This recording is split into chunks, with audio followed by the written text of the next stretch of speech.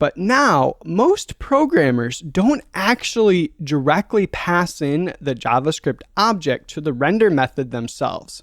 Instead, React programmers use another programming language called JSX to create these special JavaScript objects for them.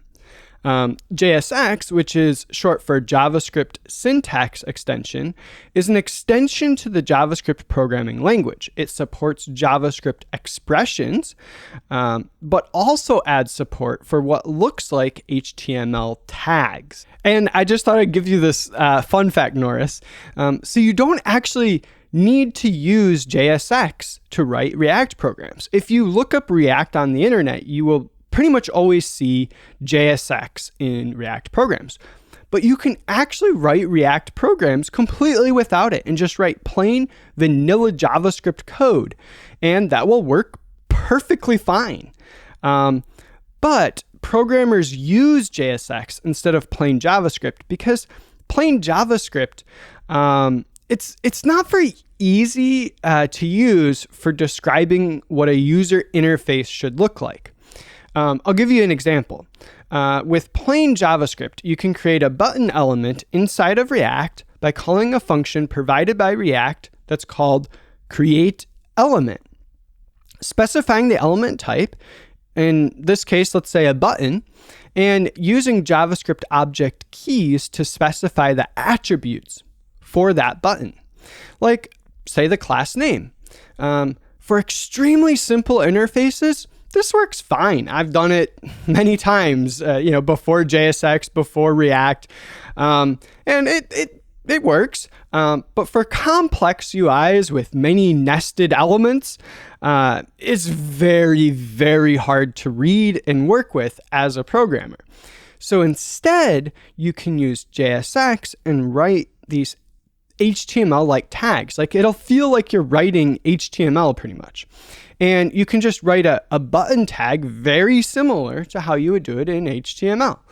But before your program can be run in the browser, a compiler converts the JSX code to that plain JavaScript code we were talking about earlier that calls createElement. And as a quick side note, compiler is just another program that transforms one program into another form of that program that does the same thing, but might be written in different code. Compilers are nothing inherently magical, and nearly all the code you will ever write will be run through a compiler or something similar like an interpreter.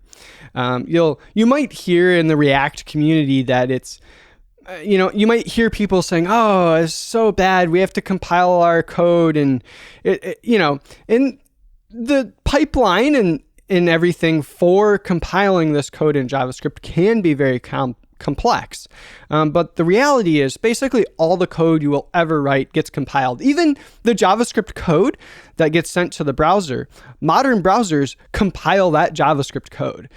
So it's nothing really special or magical. It's just another programming language. And in this case, the compiler converts the JSX code that you write into pure JavaScript code that the browser can understand. Since nobody taught the browser how to understand JSX. Whew! That was a lot. Let me see if I'm following.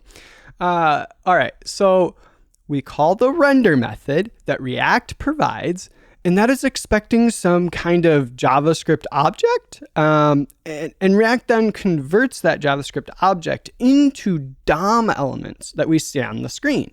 Is that correct? Yes. Absolutely, you got it. Correct. You follow along so well. Yeah. Okay, great. So then you're saying I should use a different programming language called JSX, and that goes inside of the call to the render method? Yeah, exactly. You got it, Nor. Okay, I think I'm following. But what about components?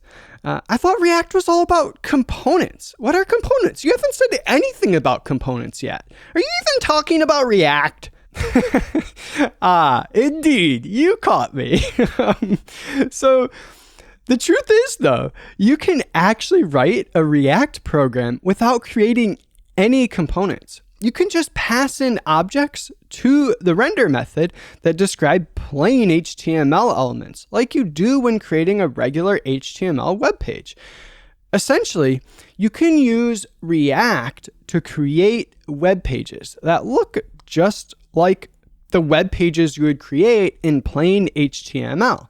And if you use JSX, then the code will even look very similar to plain HTML.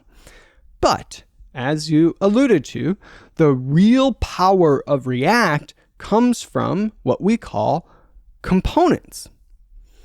A component is actually just a function that returns the special JavaScript objects that the render method understands. So to create a React component, you just declare a new function in your JavaScript source code that returns some code, probably written in JSX, at least partially. It will look a lot like you have a function that returns HTML. A simple way to think of a component is that it allows you to essentially create your own HTML tags. What?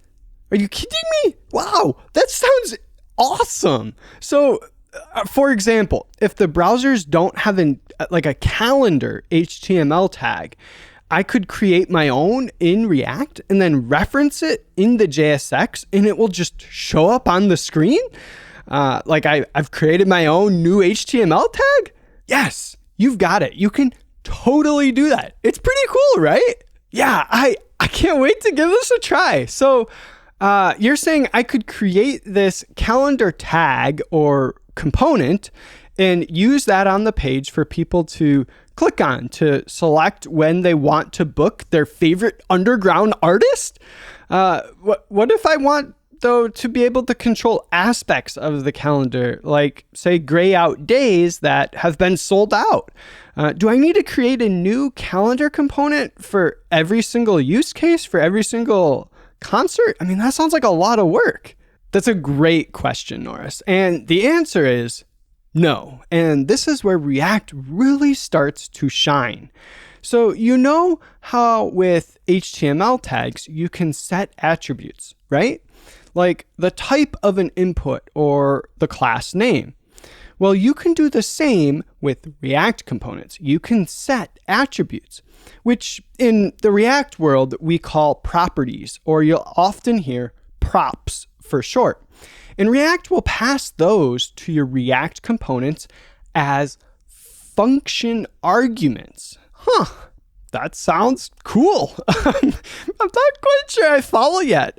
Could you just elaborate a bit more on that? Yeah, so let's say you want to create a new calendar component and you want to pass in the days that a user can click on. You could define a function in your JavaScript code called calendar with a capital C.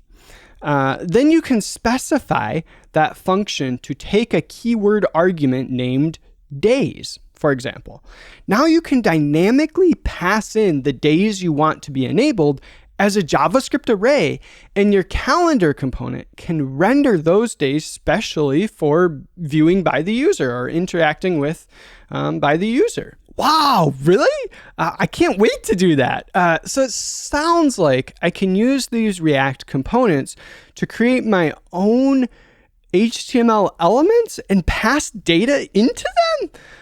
That sounds really exciting.